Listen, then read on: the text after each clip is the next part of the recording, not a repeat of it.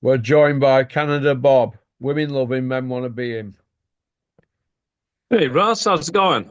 All right, what you on with Bob? Um, Doing my usual stuff, trying to survive winter, looking forward to spring and summer. Keep on buggering on, right? Yeah, brilliant. How about you? How was your vacation, man? It was okay. I've just sent you some pictures there. Oh, Right. right on. I'll take a look. Yeah. Uh, we'll get down to business with boxing. Derek Chisora, Daniel Dubois has been ordered for IBF. You called it, Bob, didn't you? Yeah, I made a video, sort of almost a tongue-in-cheek video like 12 days ago, because I saw the ratings that Derek Chisora was rated number two by the IBF. There is no number one. And so I speculated, like a way out in left field kind of bullshit speculation. And it looks like it's come true. We use the word ridiculous a lot and we overuse it, but truly, this is worthy of ridicule. And I'm hoping that you will be able to tell me how can the IBF have had Wallin Chisora as an eliminator and now have Chisora in a position where he's going to fight Daniel Dubois? Because honestly, I shake my head for two reasons. One, it's going to be really detrimental to Chisora's health. And two, on merit. How does he get this chance on merit? I mean, I'm sorry, but like, he's a nice guy and he's popular, but he doesn't deserve this. No, he's talking like Scooby-Doo, Bob. Yeah, he's showing early signs, if you like, of what used to be called punch drunk, CTE, I think it's properly called now. Yeah. And in with a guy like Dubois, the blows he's going to take are he's when he's my age, he will be unable to look after himself, put it that way, if he's not very, very lucky. I feel this is stupid beyond imagining, to be honest with you. It's craziness, Bob, isn't it? I don't understand it, Mr. Porky. I really don't. You know. It's uh it's madness because it's not warranted on merit, as you said, but Derek, he got 13 losses. He's 40 odd year old. He's way past his best. He was past his best when David aided him. That were over 10 years ago. Yeah, like I'm looking at the IBF rankings right now. So Chisora's number two, FA Ajagba's number three. So okay, Ajagba is going to be fighting Bacoli. But that Frank can't be for Sanchez. an eliminator because Bacola's been beat, hasn't That's right. Due to Billy Nelson basically putting him in with Parker, he? it Yeah. took him out of the IBF mix. But there's Frank Sanchez. There's Fabio Wardley is eight. Moses Atama is nine. I think it would be a mistake to put Moses Atama in, but why not give Fabio Wardley or Frank Sanchez? Like, at least they'll be a live dog in the fight. I mean, Chisora, he's just not the right guy to be in with a guy like Dubois. It's it's a fight that honestly, if I didn't have a boxing channel myself, I wouldn't watch it because I don't really want to see it, if that makes sense to you. Yeah, look, my opinion's very simple, Bob. Derek Chisora's 40 odd, right? He's done a lot of rounds and he's got a style that takes punishment. He's not evasive, he takes blows, doesn't he? Yeah, So he's a brawler. Him going in against the bar is career suicide, but they're all in on it. yeah. I mean, it's not just career suicide. I mean, let's say this is his 50th fight. Let's say he does plan to seriously retire after 50. The career aspect isn't so much of a concern to me. It's more like health suicide. And I pray that it doesn't end in an injury from which he will never recover. But it just seems to be sacrificing himself And I mean, it's not like he's a kid that's being sacrificed. He's a grown man with lots of money. He should be able to think for himself. So my sympathy isn't, like you can, what's the expression? You can't save somebody from themselves. But really and truly, he should not be doing this. Um, Fighting a pillow-fisted Wallin is one thing. Fighting a Joe Joyce that telegraphs his punches from half an hour away is another thing. But Dubois could cause him absolutely devastatingly serious injury, and I just don't see why he would allow himself to do that. He's got more money than he can spend, surely. He's the world's best paid journeyman ever, probably. That's what Chisora is, isn't he, basically? He's a popular journeyman, but how boxing's gone with social media, they give him all this airtime because they're controversial, aren't they? Yeah, I mean, he walks around with his "Make America Great" hat on or his UKIP hat on. He says somewhat amusing things. He gets into brawls with a food delivery guy. He throws tables over. He attracts eyeballs. He's a likable caricature in a way, or some people won't like him for the same reasons. So he attracts a lot of eyeballs. But by any objective measure, if you're even a semi-serious fan of boxing, you will say you're putting in an old man who has no defensive abilities, who's already suffering from the effects of a career of being hit in the head, with a young 27-year-old puncher who is sharp, aggressive, and hits really, really hard.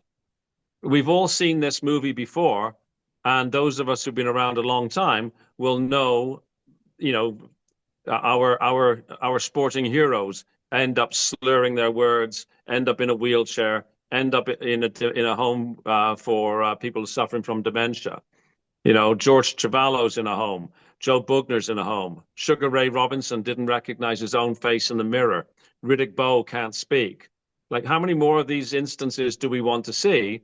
And why Chisora must know this? Why would he do this? It makes no sense to me. And I'm really pissed off about it, to be honest with you, because there are far more deserving fighters who deserve an opportunity to challenge for a world title belt.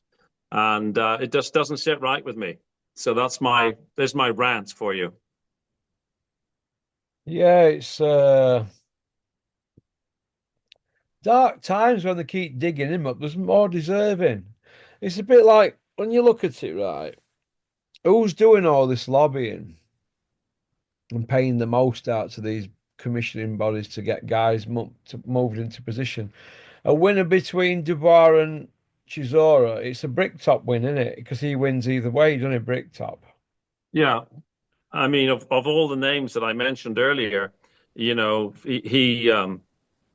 controls the career of Fabio Wardley.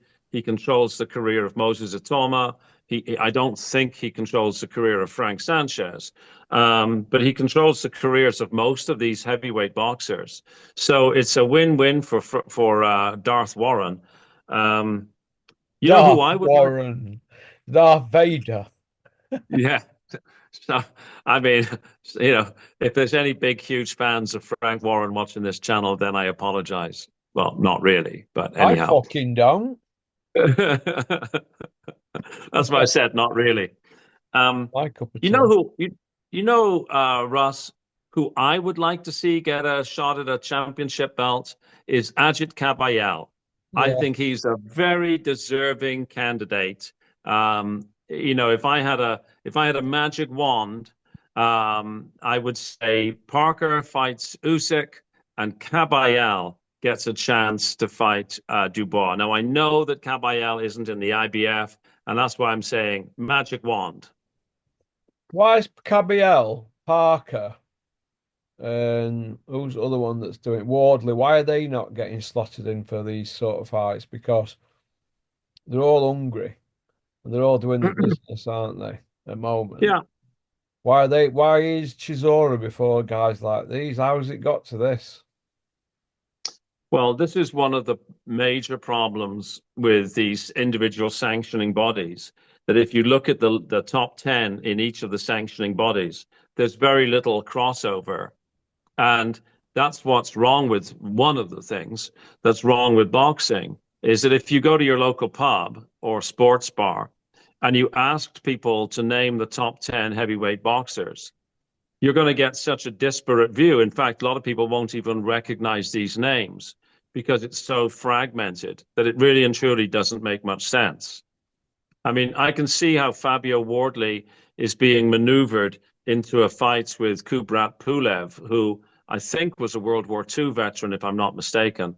Um, I'm just kidding. He's a relative youngster. He's only 43, but that's a way to get Fabio Wardley some sort of belt. But excluding Parker and Kabayel is, truly speaking, unforgivable. And if I was advising Joe Parker, I'd say, Joe, you need a different promoter because I don't think Frank Warren's acting in Joe Parker's best interests. He's playing favorites amongst his own stable. Yeah, he is, isn't It looks that way. he? Yeah, it does. You can see what Frank's doing. He's trying to control the situation, isn't he? Yeah, I mean, Frank does not like the fact that belts are with Usyk, who he doesn't control. He wouldn't like them if they were with Kabayel for the same reason. Frank Warren would ideally like the belts to belong to a British fighter who is under contract to Frank Warren. Um, and so somebody like a Kabayel, who is based in Germany, is not linked to Frank Warren, would be a disaster for Darth Warren. He wouldn't be able to control the belts. That's really what it's about. The person who controls the belts has an immense amount of leverage over the sport, right? Yeah. Oh, yeah.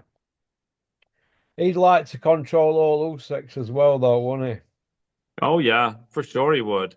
Like Usyk is a really inconvenient figure for Frank Warren and for Eddie Hearn, for that matter.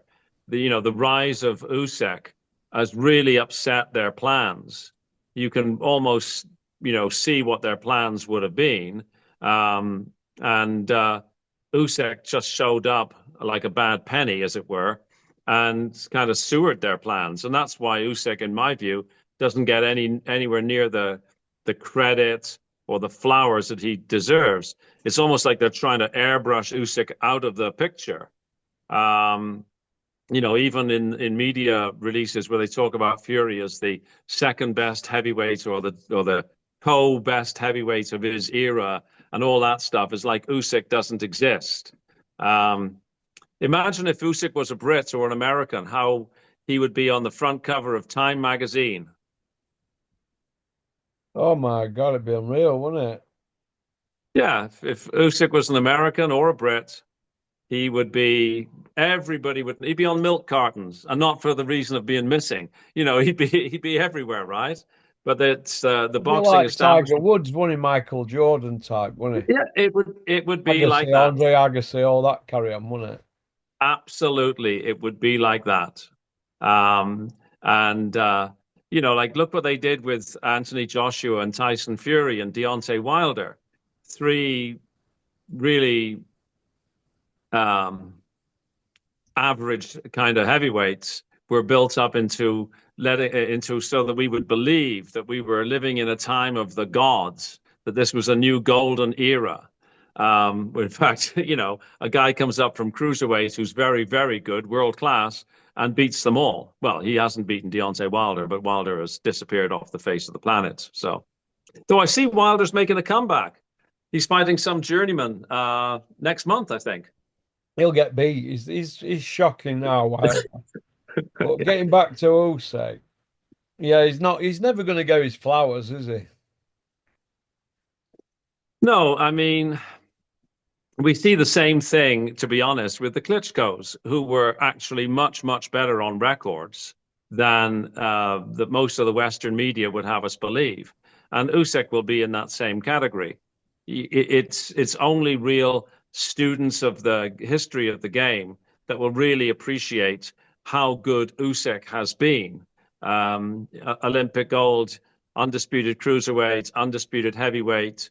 And if you look at his cruiserweight victories and the weights at which people were fighting at, many of those would have qualified as heavyweights back in the day. Usyk is he's a modern day great, and depending on how many more fights he has and who he fights, he could well end up moving into many people's lifetime, all time. You know, he really is that good. Yeah, but you know what's going to happen? They're going to let him fight on too long, aren't they? I would like to say that you're wrong, but history would show that you're right. With the exception of Rocky Marciano, they all went on too long, including the great Joe Louis, of course. Yeah. Do you see anybody beating Usyk out of this current crop? Parker and Caballel, I think, have a better chance than Dubois. And Caballel might have the best chance of the three.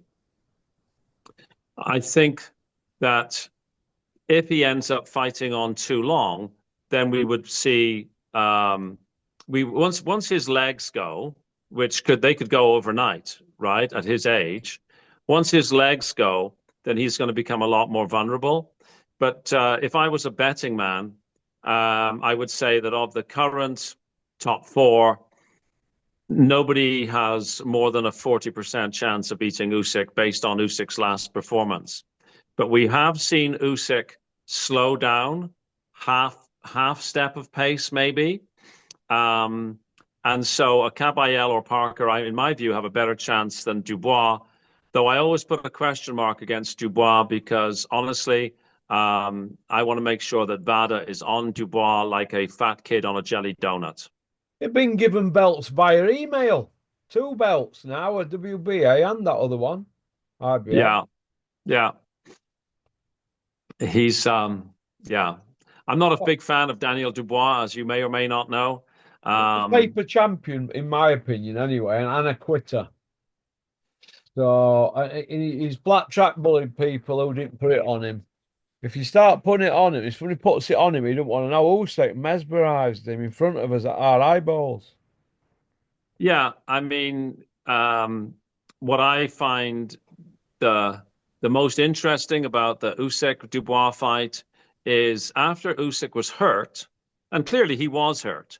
Now, whether it was by a low blow or not, other people can opine upon. I think it was a low blow, but even if it wasn't, the fact is Usyk was hurt. Dubois should have been on him like a rash, but he wasn't. And Usyk continued to win every second of every round until he made Dubois quit off a jab. So that supports what you've just said.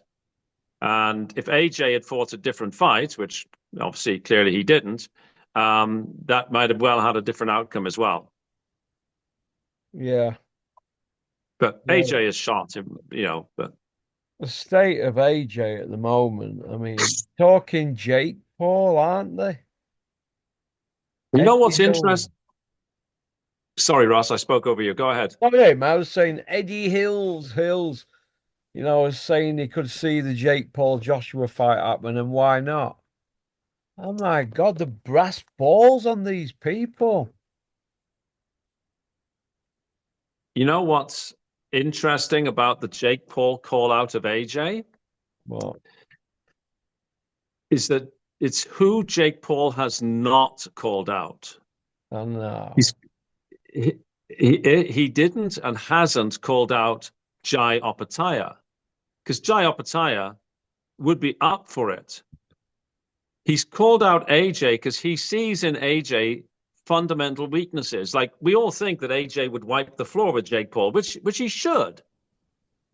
But it just goes to show how shot AJ is that he's now being considered by YouTubers who are not boxers. And that's just that's a tragedy, really. I mean, because I would still put AJ as favorite, of course, but AJ shouldn't even be he shouldn't even be mentioned in the same name as Jake Paul. So I know.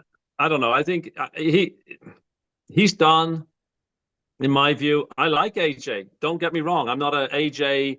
I don't hate AJ or anything like that. I actually quite like AJ. I think he's done well for what he's done well given the gifts he had, right? Yeah. And he's got by today's standards, he's got an okay resume, decent resume, maybe even good resume. But he's done now. I think that I don't think he ever truly speaking recovered from the Andy Ruiz loss. And that Dubois fight, it continued to shake my head because AJ wasn't right before he even stepped in the ring. And I think the problems are psychological, not physical. Okay. You want to go on to part two, Bob? Yeah, absolutely. Cheers, mate. Cheers. See you on part two. Okay. Thanks for liking and subscribing and leaving a comment. Don't forget to give me a follow and give Bob a follow as well. Canada's Boxing Channel YouTube. We'll see you on part two.